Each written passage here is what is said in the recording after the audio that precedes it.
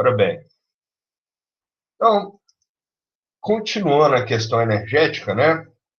Como eu frisei na aula anterior, é uma atividade, é um setor muito importante para as atividades produtivas, tá? Quer nas cidades, quer nas indústrias, quer nas áreas rurais, tá? No espaço rural também se consome energia. E, além disso, a gente está trabalhando sobre a perspectiva de que esse tema, né, os recursos energéticos, bem como as suas aplicabilidade, a origem e seus impactos, né, costuma ser muito lembrado nas questões de vestibulares, tá? Na última aula, a gente trabalhou esses dois gráficos, né? O que a gente explicou aqui é que esses gráficos, eles mostram o que a gente chama de matriz energética, né? Que nada mais é do que todas as fontes de energias que um país utiliza para que se possa ter a segurança energética, uma vez que a falta de energia, queda, apagões podem comprometer a produtividade de um país.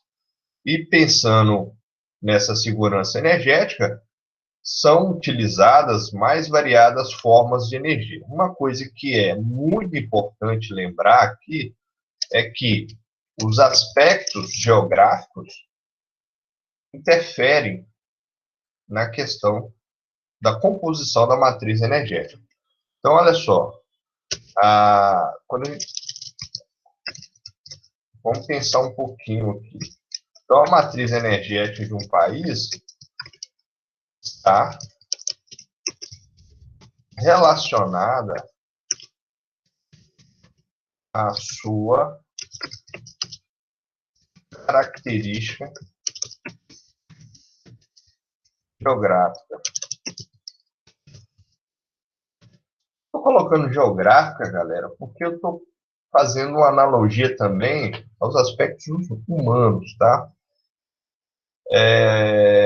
Porque, por exemplo, eu posso ter menos rios, no caso da energia elétrica, e ter uma população, e ter um grau de desenvolvimento econômico um pouco mais atrasado, e aí a minha demanda energética é uma. Por outro lado, eu posso ter grande quantidade de rios, mas a minha demanda energética é maior do que aquela que eu tenho disponível. Então, né, o uso também entra nessa circunstância, tá?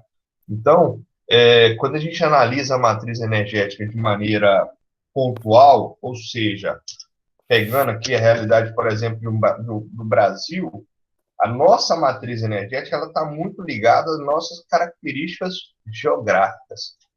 Vou explicar e vou dar um exemplo bem explícito para a gente analisar. Olha só que quando você pega o uso de energia hidráulica no Brasil, né? É muito alto se comparado, por exemplo, com a média mundial, né? E o que explica isso? Ah, professor, então quer dizer que a nossa tropicalidade, o nosso relevo, a nossa boa precipitação serve para alguma coisa, além do que praia? Sim, serve também para contribuir para a manutenção de grandes rios em condições satisfatórias à geração de energia por meio de hidrelétricas. Tá? Então, aqui a gente tem essa condição aqui que dá para a gente notar aqui, certo?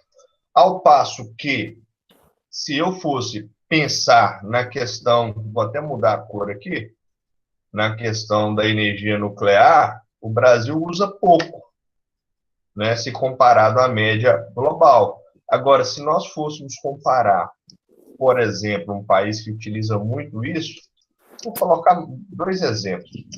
O Japão, a França, né? O que justifica essa grande utilização de energia nuclear nesses países? Os seus aspectos geográficos. Tá?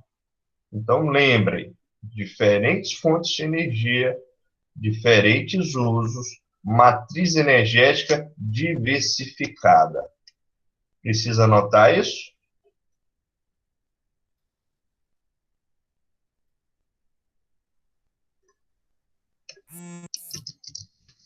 diferentes fontes de energia diferentes usos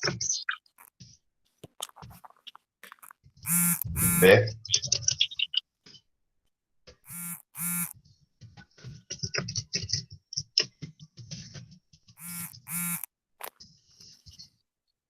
Ok? Então, sinalize. Tem alguém com o áudio aberto aí, por favor?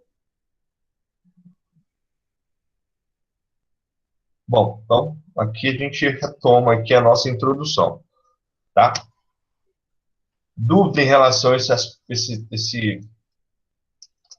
introdução aqui, galera?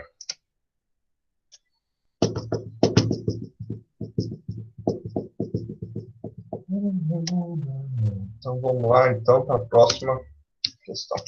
Bom,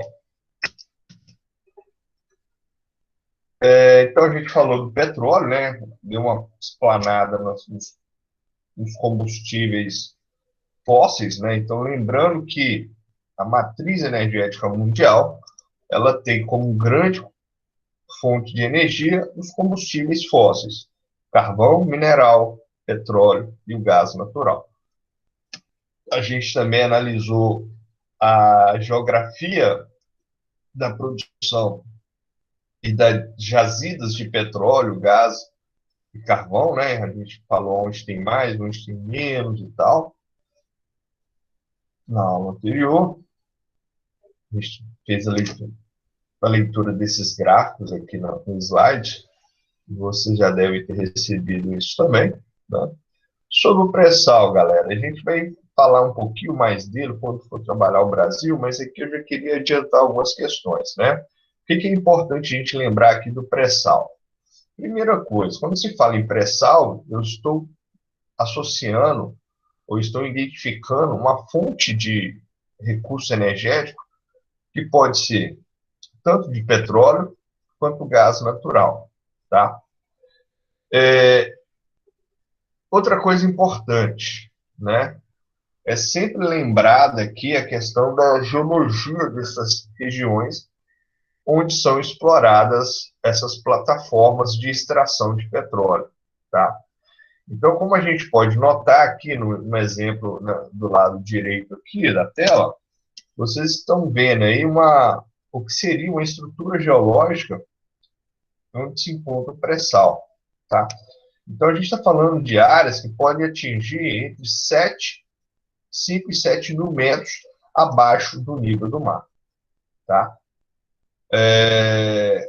E aí, ó, do fundo do mar, ou melhor, do nível do mar até chegar à área de exploração, você tem várias camadas de sedimentos que foram sendo depositados ao longo de milhões de anos, né? Então, isso aqui é resultado daquelas velha coluna do tempo geológico, e ela é estratificada, né, com camadas que foram sendo depositadas, organizadas ao longo do tempo. E aí a gente tem aqui, ó, camada poçal, a camada de sal, né? O sal é um sedimento e por ele estar no oceano, então se entende por que dá essa precipitação, essa acumulação de sal aqui. Depois aqui as camadas de sedimentos e aí entra o petróleo, essa parte inferior. Então a tecnologia para extrair isso é muito complexa, tá? E o Brasil é destaque mundial nessa área, com especial destaque para a região, para o UFRJ, o COP, que lá tem um laboratório muito grande, onde você tem piscinas que simulam a ação das águas, onde você faz os projetos e tal. É bem interessante também essa tecnologia, né? Esses cabos que prendem essas plataformas. Você tem engenheiros, você tem pesquisadores que trabalham só com isso.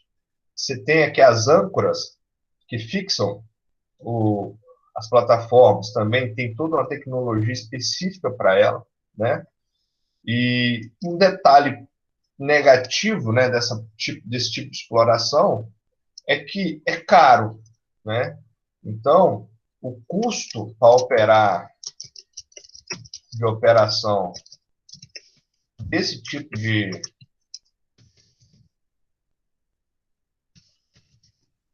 exploração de petróleo, ela é relativamente cara. Então, assim, quando o preço do barril de petróleo fica muito barato no mercado internacional, o Brasil é ruim por quê? Porque compensa mais ele comprar do que produzir aqui, tá? Então tem uma relação aí que tem que ser pensada, tá? Agora, também tem que pensar que essas plataformas, elas podem acarretar danos significativos ao ambiente em caso de acidentes, por exemplo, né? Aí o gás natural, que a gente falou da geopolítica, o carvão, né? E aí a gente vai avançar um pouquinho agora para a energia hidrelétrica, certo? Tá? Então, podemos produzir eletricidade a partir da queda d'água ou de corrente de água, né? Então, a gente vai falar de um assunto que no Brasil ele também tem destaque devido à sua geografia, seus grandes rios em Planaltos. Então, de acordo com a ONU, né, apenas 13% do potencial de energia hídrica foi desenvolvido. Então, a gente pode explorar ainda mais esses recursos, salve as questões socioeconômicas e ambientais que a gente vai ver que elas geram, tá? Então, é importante também fazer essa análise, né? Então, grande parte do potencial inexplorado está na China, principalmente nas áreas mais interioranas, né? Na Índia, América do Sul, África Central e algumas regiões da Rússia, né? Então, se a gente pegar essas áreas aqui, ó, e você já deve ter estudado isso no ensino fundamental, o que tem em comum essas áreas aqui? Né? Principalmente no sul, da região sudeste, ali da China, né? Onde você tem ali o que a gente chama de monções junto com a Índia, tá? Então, são áreas que têm uma condição natural específica. E aqui a gente tem uma imagem de uma grande hidrelétrica, né, em construção ainda, né, e o volume d'água que ela está sendo, ela está aprisionando aí. Sobre a energia elétrica, galera, as energias hidrelétricas, vamos lá. No Brasil, a gente vai falar depois, 80% da energia elétrica vem dos rios, tá? Então, quando você está ligando aí a tomada do seu computador, quando você está tomando um banho quente lá no chuveiro, essa energia elétrica gasta provavelmente está vindo de rio, tá? Uma vez que também pode ser complementada com outras fontes, como eu falei. Então, esse é um primeiro panorama, tá? Essa energia, ela tem algumas questões que têm que ser discutidas, né? Então, primeira coisa, que tipo de região ela tem, né? Ou melhor, os aspectos geográficos relacionados.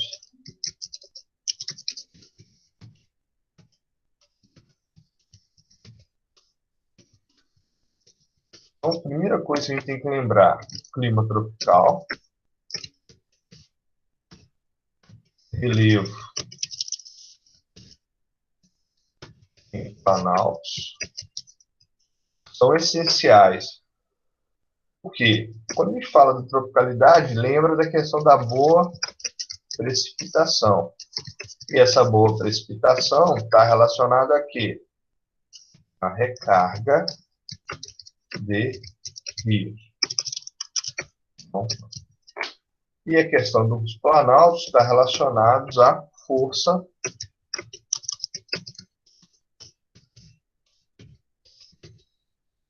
hidráulica para movimentar as turbinas. Então, na verdade, o que gera energia aí, no caso, é a força mecânica das águas. Então, quando você represa a água, você gera ali uma força maior que vai fazer com que as turbinas rodem. Essa movimentação das turbinas gera um movimento mecânico, que ali tem um determinado aparelho que vai converter essa energia mecânica em energia elétrica. Você poderia ter o mesmo princípio se fosse analisar a, a máquina a vapor, né? Só que aí a gente utiliza a água para fazer a movimentação do vapor da água aquecida ali pela caldeira, certo? Então aqui a gente tem esse pormenor aqui para a gente analisar. Bom, uma coisa interessante, os reservatórios, né? Eles acumulam água, bem como energia. Como assim, professor? Bom,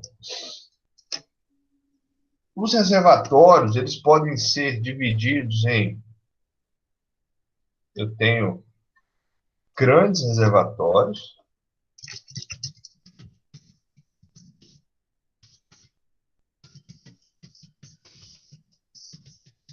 ou hidrelétricas, que a gente chama de fio d'água.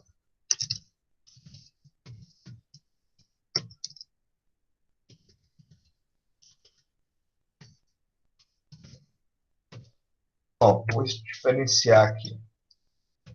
O nível de revezamento nas usinas de fio d'água é baixo. Geralmente são hidrelétricas, galera, que a água vai ter ali 3 metros no máximo só de altura ali. O rio vem, passa, movimenta a turbina e vai embora. Essa que está na imagem ao fundo aí, não. Essa aí já é uma grande hidrelétrica. Então, essa aqui são usinas como, por exemplo, de Três Marias, Furnas, Paulo Afonso, Itaipu. São usinas muito grandes, são hidrelétricas muito grandes que acumulam água. Então, aqui vocês têm tanto o acúmulo de água quanto de energia. O que eu quero dizer com isso? Nessas hidrelétricas de grandes reservatórios, você pode aumentar ou diminuir a quantidade de energia produzida. Então, vamos imaginar que essa usina aqui tenha, sei lá, 15 turbinas. Eu uso em média 10. Quando dá aquele horário de rush, que gasta mais energia, eu vou lá e abro as outras 5 para aumentar a produção de energia. Então, eu posso acumular energia, bem como acumulando água, tá? Já nas usinas de fio d'água, eu já não tenho esse grande reservatório. A usina gera energia a partir da movimentação direta do rio.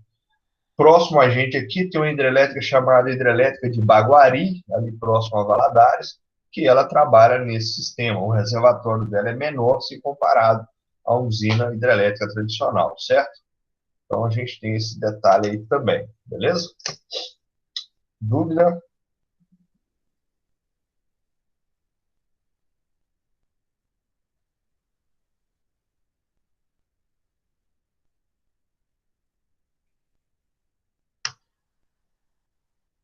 Bom, sobre as hidrelétricas aqui, então a gente tem algumas vantagens e desvantagens. Vamos analisar aqui algumas, né? Então, olha só, energia líquida moderada alta. É lógico, vai depender da condição geográfica, vai depender do custo, né, do investimento que você vai fazer para gerar essa energia, né?